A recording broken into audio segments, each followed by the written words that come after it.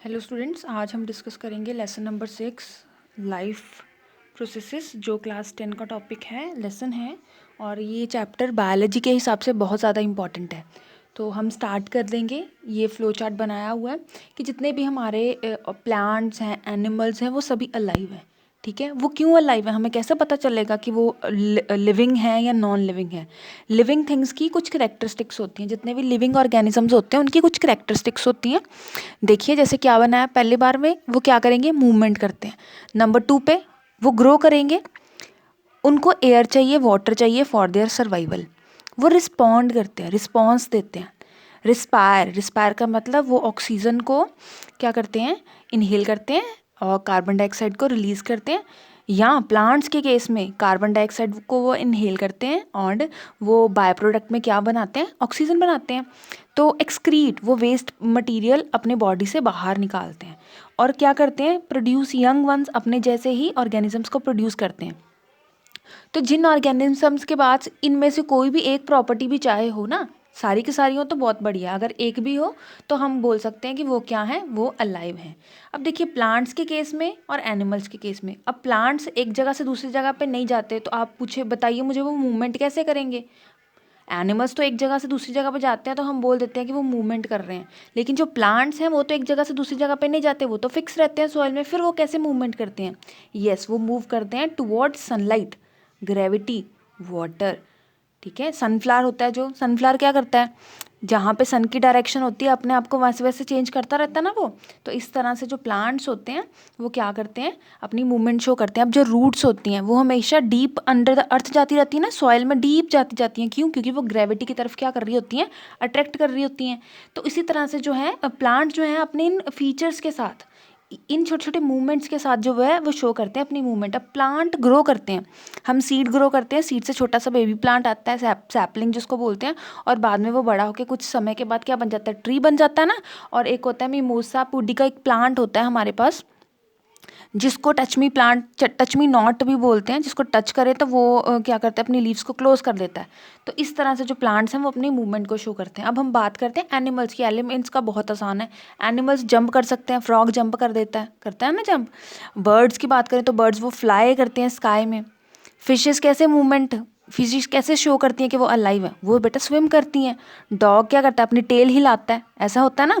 और जो non living organism क्या होते हैं, नॉन लिविंग ऑर्गेनिज्म इनमें से कोई चीज़ नहीं करते। ठीक है, वो इनमें से कुछ भी नहीं कर सकते। उनको एक जगह से दूसरी जगह पे मूव करवाने के लिए हमें क्या चाहिए होती है, फोर्स चाहिए होती है। तो बेटा इसी के साथ मैं आपको बताती हूँ, ये आपकी एनसीईआरटी बुक में से ही नोट्स बने हैं। पेज नंबर 93 से लेके 96 तक हम आज टॉपिक को कवर करेंगे। अब हम नेक्स्ट चलते हैं। बेटा अब हम आ गए हैं नेक्स्ट पेज पे, जिस पे हमें पता होना चाहिए वाटर लाइफ प्रोसेसेस। ये आपका बुक का पेज नंबर 93 है अभी भी। वाटर लाइफ प्रोसेसेस, अब ये टेक्निकल टर्म्स, हम साइंटिफिक टर्म्स के बारे में बात करेंगे। डेफिनेशन देख लेते हैं। डेफिनेशन का मतलब क्या होता है, basic functions performed by living organisms to maintain their life and maintain their life on the अर्थ।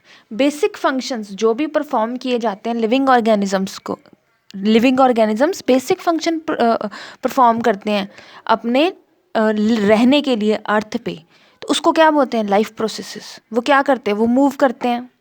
ठीक है, वो खाना खाते हैं और वो एक जगह से दूसरी जगह पे जाते हैं, वो ग्रो करते हैं। तो ये सब किस में आ जाता है, लाइफ प्रोसेसेस में। तो लाइफ प्रोसेस की डेफिनेशन को देख लीजिए, पॉज करके वीडियो को आप अपनी कॉपी पे नोट डाउन कर सकते हैं। यहाँ से मेन शुरू हो रहा है चैप्टर लाइफ प्रोसेसेस। अब हम इस चैप्टर में ना काफ़ी सारे पॉइंट्स के बारे में डिस्कस करेंगे स्टेप बाय स्टेप। पहला है न्यूट्रिशन एंड रेस्पिरेशन, दूसरे नंबर पे ट्रांसपोर्ट एंड एक्सक्रीशन, नेक्स्ट है control and coordination, growth, and last is movement and reproduction. अब ये क्या होते हैं टर्म्स, ये क्या हैं, अभी इसके बारे में हम यहाँ पे डिस्कस करेंगे। न्यूट्रिशन का मतलब क्या होता है बच्चों, टेकिंग फूड। ठीक है, रेस्पिरेशन मीन्स रिलीजिंग एनर्जी। जब हम कार्बन डाइऑक्साइड को रिलीज करते हैं तो अपना हाथ कभी अपने मुंह के आगे रख के देखना या नॉस्ट्रिल्स के आगे रख के देखना, आपको थोड़ा सा वार्म एयर महसूस होती है, तो क्या हो रहा है, एनर्जी रिलीज हो रही है। ट्रांसपोर्ट, ट्रांसपोर्ट कैसा होता है, फूड मटेरियल। नेक्स्ट है ट्रांसपोर्ट, ट्रांसपोर्ट में क्या होता है, movement of absorbed food in the body. हम खाना खाते हैं, वो खाना डाइजेशन होता है स्टमक में, देन वो अलग अलग बॉडी पार्ट्स के पास जाता है ना, तो एनर्जी प्रोवाइड होती है हमारी बॉडी को और हम काम कर पाते हैं। तो ट्रांसपोर्टेशन होती है। एक्सक्रीशन का मतलब क्या होता है? Get rid of waste material. Waste material हमारी बॉडी से बाहर निकलता है। देन कंट्रोल एंड कोऑर्डिनेशन का मतलब help living organisms to survive. हम गर्मी के मौसम में भी सर्वाइव कर पाते हैं, या जो ऑर्गेनिजम्स हैं और हैं, एनिमल्स हैं, कैटल्स हैं, छोटे से छोटा ऑर्गेनिज्म या बड़े से बड़ा ऑर्गेनिज्म जो भी हैं, वो चेंजिंग इन्वायरमेंट में अपने आप को मैनेज कर पाता है ना। वो किसकी वजह से कर पाता है? क्योंकि कंट्रोल एंड कोऑर्डिनेशन की हेल्प से। नेक्स्ट है ग्रोथ। ग्रोथ, छोटे से छोटा ऑर्गेनिज्म भी है वो ग्रो करता है, ठीक है। कुछ ऑर्गेनिजम्स का साइज स्मॉल ही रहता है लेकिन कुछ का ग्रो करता है। जैसे हम ह्यूमंस को देख लीजिए, बेबी है तो छोटा सा बेबी होता है वो, ठीक है। और जैसे जैसे ईयर्स बर्थडे आते जाते हैं आप लोगों के, आप बड़े होते जाते हैं, तो ग्रोथ हो रही है ना। नेक्स्ट है मूवमेंट। बॉडी पार्ट्स हमारे मूव कर पाते हैं, हम एक जगह से दूसरी जगह पे चल पाते हैं अपने लेग्स के थ्रू, ठीक है।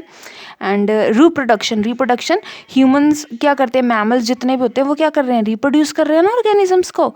आप पढ़ा भी होगा, अब अगले चैप्टर आएगा, चैप्टर नंबर 8 आएगा, हाउ ऑर्गेनिजम्स रिप्रोड्यूस। इसके बारे में आप वहाँ पे भी डिटेल में पढ़ोगे और क्लास 8th में भी आप पढ़ के आए हो, ठीक है। तो रिप्रोडक्शन क्या होता है? Producing young ones. नेक्स्ट चलते हैं आप बच्चों।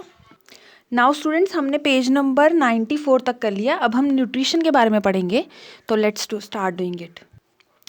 अब देखिए, न्यूट्रिशन का मतलब होता है taking food and utilizing it. Food को खाना और उसको यूटिलाइज करना, हमारी बॉडी उसको कैसे यूटिलाइज करती है, उसको बोलते हैं न्यूट्रिशन। अब न्यूट्रिएंट्स पे पढ़ लेते हैं साथ ही। न्यूट्रिएंट्स क्या होते हैं? Substance that organisms obtain from surroundings. Nutrients वो चीज़ें होती हैं जो कोई ऑर्गेनिजम्स जो है अपने सराउंडिंग से ऑब्टेन करता है। क्लियर? अब ये थोड़ा सा पढ़ लेते हैं टॉपिक। फूड ना बेटा दो तरह का होता है, simple food, complex food. Simple foods को बोलते हैं हम शुगर, जिसको सिंपल लैंग्वेज में हम सिंपल शुगर्स भी बोल देते हैं, ठीक है। नेक्स्ट है कॉम्प्लेक्स का मतलब होता है स्टार्च किससे बनता है? ग्लूकोज, ठीक है। स्टार्च किससे बनता है? ग्लूकोज से। और इसको हम कॉम्प्लेक्स फूड की कैटेगरी में क्या आते हैं? कार्बोहाइड्रेट्स। ये आपको समझ में आना चाहिए क्योंकि इसमें से MCQs बनता है।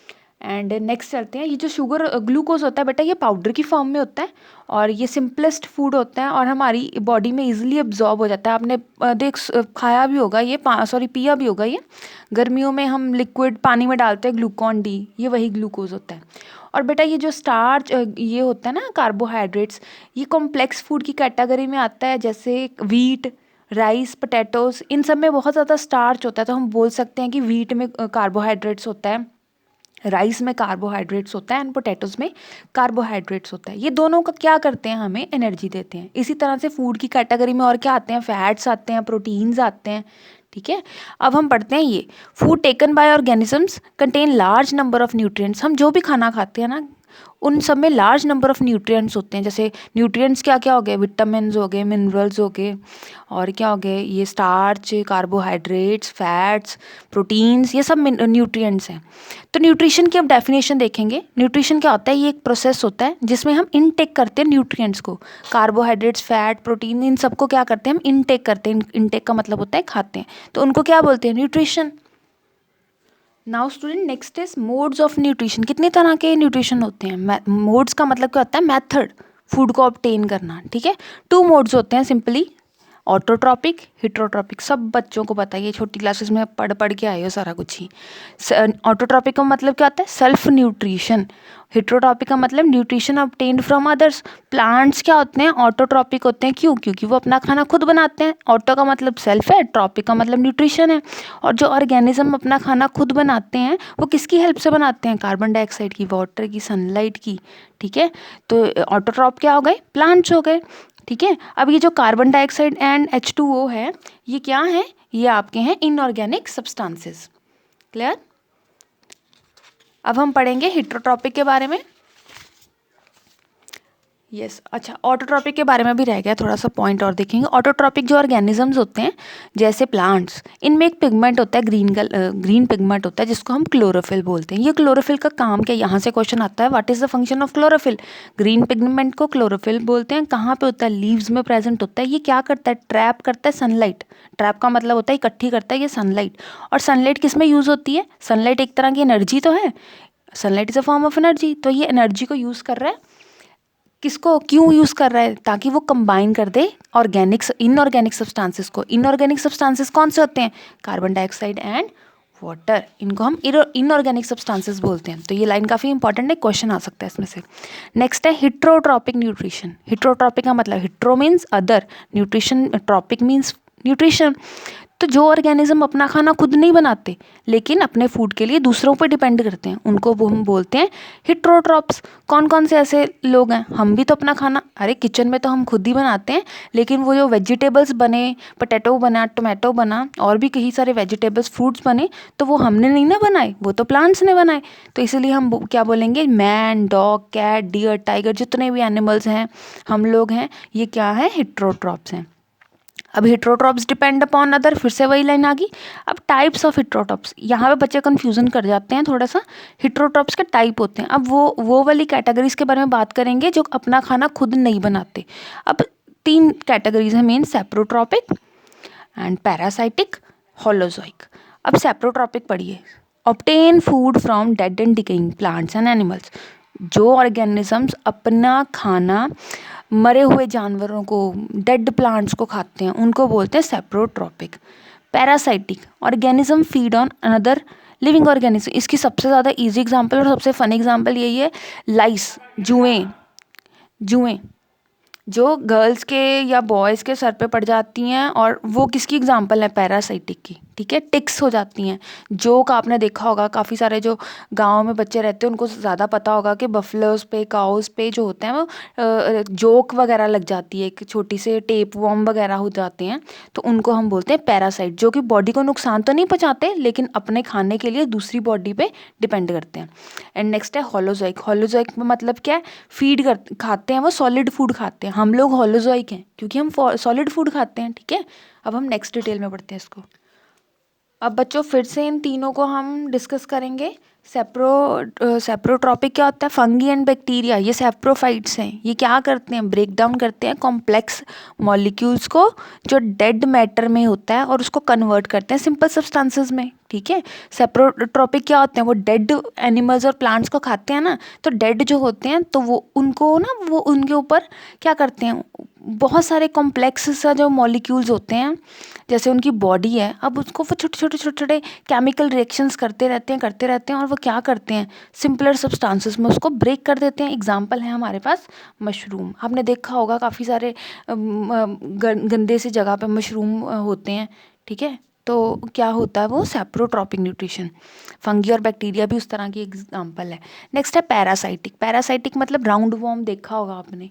ठीक है, राउंड वॉर्म होता है और वो क्या करता है? वो दूसरों की बॉडी पे रहता है। ठीक है, एनिमल्स की बॉडी पे से चिपक जाता है वो, और क्या करता है? उनको मारता तो नहीं है लेकिन अपने फूड के लिए उन पर डिपेंड करता है। तो हाँ, थोड़ा थोड़ा हार्म उनको ज़रूर करता है। नेक्स्ट होता है टिक्स, लाइस, टेपवर्म, सभी उनकी एग्जांपल हैं जो पैरासाइटिक है। नेक्स्ट है होलोजोइक। होलोजोइक क्या होते हैं? होलोजोइक में 3 स्टेप्स आप याद रखो। हम होलोजोइक हैं, एनिमल्स जो होते हैं, हम मैन हो गया, कैट हो गई, डॉग होगा, कैटल, डियर, लाइन, जितने भी ये हैं, ये क्या है? होलोजोइक है। ये पहले अपना फूड खाते हैं। जैसे ठीक है, इंजेशन, फूड को लिया, डाइजेशन, फूड की एक 3 प्रोसेसेस में काम होगा। इंजेशन का मतलब फूड खाना, डाइजेशन फूड का ब्रेक डाउन होना, एब्जॉर्प्शन, अब जो ब्रेक डाउन हो गया तो जो यूज़फुल मिनरल्स हैं उनका बॉडी में एब्जॉर्प्शन होना। तो ये 3 प्रोसेस जो करता है वो होता है होलोजोइक। अब अमीबा, अमीबा बताइए क्या है? अमीबा किसी की बॉडी पर रहता है? No. Amoeba dead animals organisms को खाता है? नो। तो फिर क्या होता है? अमीबा होलोजोइक होता है क्योंकि अपने फूड को वो इनगल्फ करता है, उसकी बॉडी सॉलिड फूड को ले लेती है, देन उसकी बॉडी में डाइजेशन होती है, देन एब्जॉर्प्शन भी होती है। ठीक है, तो आगे चलते हैं। अब बच्चों बहुत ज़्यादा important topic, nutrition in plant. Simple भी मैं बोलूँगी, न्यूट्रिशन इन प्लांट कैसे होती है बॉडी में? प्लांट्स की बॉडी में मतलब फोटोसिंथेसिस के थ्रू। फोटोसिंथेसिस क्या होता है? वो एक प्रोसेस होता है जिसके द्वारा ग्रीन प्लांट जो होते हैं अपना खाना खुद बनाते हैं। तो डेफिनेशन सबको पता होती है, छोटी क्लासेस में पढ़ के आए हो इसलिए मैंने नहीं लिखी। मैं करवा क्या रही हूँ, बुक का कौन सा वाला पार्ट करवा रही हूँ आपको दिखा देती हूँ। आपको ये वाला पार्ट करवा रही हूँ। ठीक है, हम इसके बारे में डिस्कस करेंगे। यहाँ पे जाके एक एक्सपेरिमेंट होगा, हम वो भी डिस्कस करेंगे। ठीक है, तो हम बुक पे अब यहाँ पे आ गए हैं, बस हमने यहाँ तक ही अभी करना है इस वीडियो में। तो देख लीजिए रिएक्शन कौन सा आता है फोटोसिंथेसिस का। रिएक्शन कौन सा आता है? 6CO2 H6H2O plus light, glucose बन गया, ये ग्लूकोज का फॉर्मूला है, जी लगा देती हूँ यहाँ पे। और ये क्या बन गया, ऑक्सीजन बन गया, बाय प्रोडक्ट में ऑक्सीजन निकलता है। अब स्टेप्स देखो, कार्बन डाइऑक्साइड एंटर कर गई लीव्स में, ठीक है, किसके द्वारा करके गई है एंटर, वो जिसके द्वारा करके गई है उसको बोलते हैं स्टोमेटा। स्टोमेटा क्या होते हैं, टाइनी पोर्स। वाटर, वाटर कहाँ से जाता है प्लांट में, रूट्स के द्वारा, स्टेम के द्वारा, ठीक है, कहाँ पे प्रेजेंट होता है, सॉइल में प्रेजेंट होता है ना वाटर। सनलाइट कहाँ से मिलती है भाई, सनलाइट मिलती है सन से। ये क्या करवा रही है, प्लांट्स को क्यों चाहिए, प्लांट्स को ये इसलिए चाहिए क्योंकि रिएक्शन करवाएगा, ठीक है, कार्बन डाइऑक्साइड और वाटर का रिएक्शन कौन करवाएगा, सनलाइट। ऑक्सीजन निकलेगा बाय प्रोडक्ट में और साथ क्या निकलेगा, ग्लूकोज निकलेगा। अब जो food formed by green plant, वो किस तरह का फूड फॉर्म करते हैं ग्रीन प्लांट भाई, ग्रीन प्लांट फॉर्म करते हैं ग्लूकोज। अब glucose formed in leaves, glucose leaves पे तो बन गया, लेकिन अब लीव्स से कहाँ जाएगा, प्लांट्स के डिफरेंट डिफरेंट पार्ट्स तक।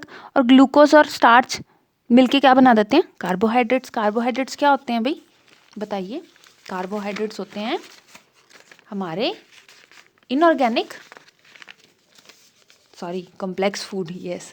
अब देखिए यहाँ पे क्या होता है, ये ट्री है, ट्री की रूट्स हैं, रूट्स थ्रू वाटर गया, वाटर कहाँ चला गया, लीफ पे, लीफ पे क्लोरोफिल है, क्लोरोफिल ने सनलाइट की हेल्प से कार्बन डाइऑक्साइड और किसका रिएक्शन करवा दिया, लाइट का रिएक्शन करवा दिया, वाटर का रिएक्शन करवा दिया, तो ग्लूकोज बन गया। अब ग्लूकोज कहाँ जाएगा, प्लांट्स के दूसरे बॉडी पार्ट्स में, ठीक है ना। नेक्स्ट 3 स्टेप्स होंगे फोटोसिंथेसिस के, absorption of sunlight bye chlorophyll, दोबारा से वही स्टेप्स रिपीट हो रहे हैं, ज़्यादा नहीं है कुछ। नंबर 2 पे कन्वर्जन ऑफ लाइट एनर्जी, कौन करवा रहा कन्वर्जन, केमिकल एनर्जी में। लाइट एनर्जी किस में कन्वर्ट हो गई, केमिकल एनर्जी में, केमिकल रिएक्शन हो गया ना।